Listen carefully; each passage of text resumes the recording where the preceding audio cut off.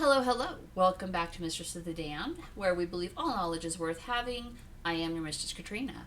How are you doing today? Good to see you here. If you're new, welcome. This is where I am reading through the enormous library of books you can see on the shelves behind me. It's not even all of them. There's more to my left on the other wall. But then I tell you what I think about it. I review the book. I give you a quick synopsis. So if you like books and just aren't sure what to read next, hit that subscribe button, like and share my videos. Let me know what you think in the comments. Now, this week's book came about this is a brand new one on many levels. 3 weeks ago, I read Brave by Rose McGowan, where she talks about how Hollywood is a cult. And then last week's book, Irreversible Damage by Abigail Schreier, where more than one person interviewed compared the transgender fad, trans activism, as being cult-like. So I wondered if there was a book that would kind of explain exactly what a cult is without being about a particular cult like Jonestown. And it turns out there is. That would be this week's book of the week, Cultish, The Language of Fanaticism by Amanda Montell. So this book is brand new. I mean, literally, it was very fortuitous because I did, Amazon search and this popped up and it turns out it was released last month. So I'm like, well, that was good timing. But this is another one where I'm just seriously mixed. You know what? I'm not mixed. I didn't like it. I mean, the rumblings of my discontent started fairly early. I almost did not buy it because the author is described as a modern feminist. And, modern day feminism is a fucking cult in my opinion. But since the point of this channel is to broaden my horizons and see what all peoples think, I plunked down the dollars and bought the book. On the whole, I did learn what the language of fanaticism is, okay? She identified very specifically loaded language, language that specifically inspires big emotions, calls to actions, can be good or bad. So, for example, from last week's book, every day you're not on testosterone, you're more likely to be suicidal.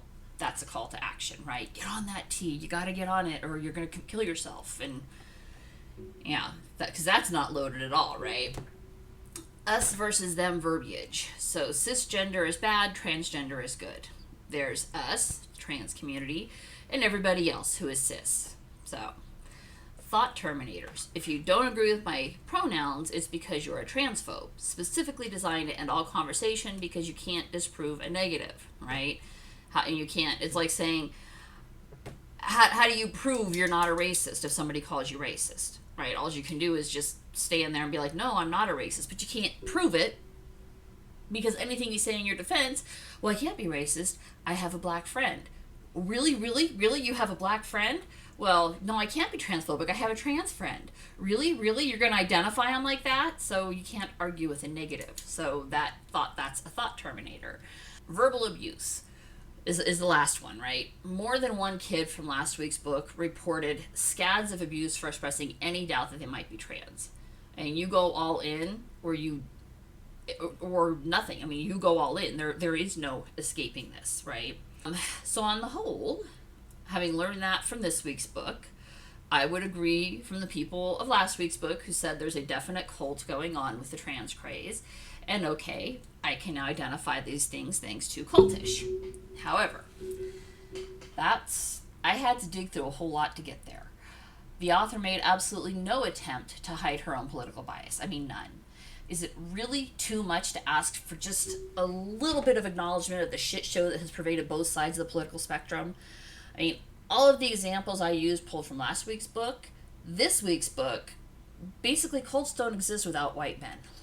Like, I could think of 7 or 8 cults that are not run by white men that were a fuck of a lot more deadly than Jonestown and Heaven's Gate combined. Feminists, find a new horse to beat. This one is so fucking dead you've pounded its bones into dust. White men are not the fucking problem. Grow up already. Jesus. Also, the author hates capitalism. Pursuit of money is what causes cults. And only white men can succeed with their cult of personality leading the way, of course. Right. Because there's nothing cultish about Oprah's followers, obviously. Can't be. I mean, for fuck's sake. As a journalist, could you at least pretend to not be completely biased? She even cites Daily Kos as an example an explicitly left bias paper as a source against QAnon. Now, I have no problem with her using QAnon as an example. There's a whole lot of stupid going on over there. But she might have balanced it out by pulling examples of cult-like personalities and behaviors from Antifa. You know, at least pretend you're not a completely biased idiot. But I'm betting she's one of those people who thinks that Antifa isn't even real. It's all just a QAnon conspiracy. And she hates Protestantism, of course, because using the advent of Protestantism as the source of all capitalistic evil, hence the source of all cults, because white men. I mean, she may, or I don't know, maybe she's not at all interested to learn that without the Protestants, she might never have learned to read. And I learned that when I read American Nations a few months ago, right? Catholics kept the ability to read to nobility and the church. Protestants thought it was important for everyone to be able to read the Word of God for themselves, so they taught everyone to read, boys and girls. So she can thank that evil cult for the fact that she was even allowed to learn, let alone write a book that decries them so badly. I mean, fuck. Somewhere in there, she talks about how 1984, the novel by George Orwell, was written as an example of World War I propaganda. I mean, Jesus Christ.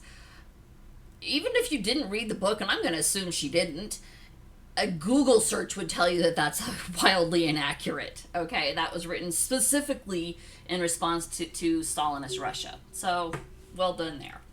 She calls out Trump's rhetoric as being divisive, but what about Hillary Clinton calling half the nation deplorable? Isn't that us versus them language? But I guess it's a-okay when it's leftists spouting cult-like hatred. It's only a problem when anyone right of Mao Zedong speaks up to voice an opposing opinion. I mean, ultimately, I did learn what I was looking for in this book, but I had to wade through a whole lot of ideology to find it, which was really frustrating. Pursuit of truth should not have an ideology attached to it, right? Truth is not subjective. There's no such thing as my truth or your truth. The truth is the truth. And the pursuit of truth is its own ideology.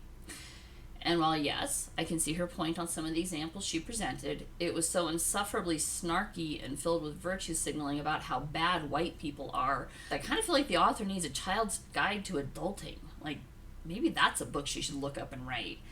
I mean, half the country is white. Half the country is not a leftist ideologue. More than half, okay?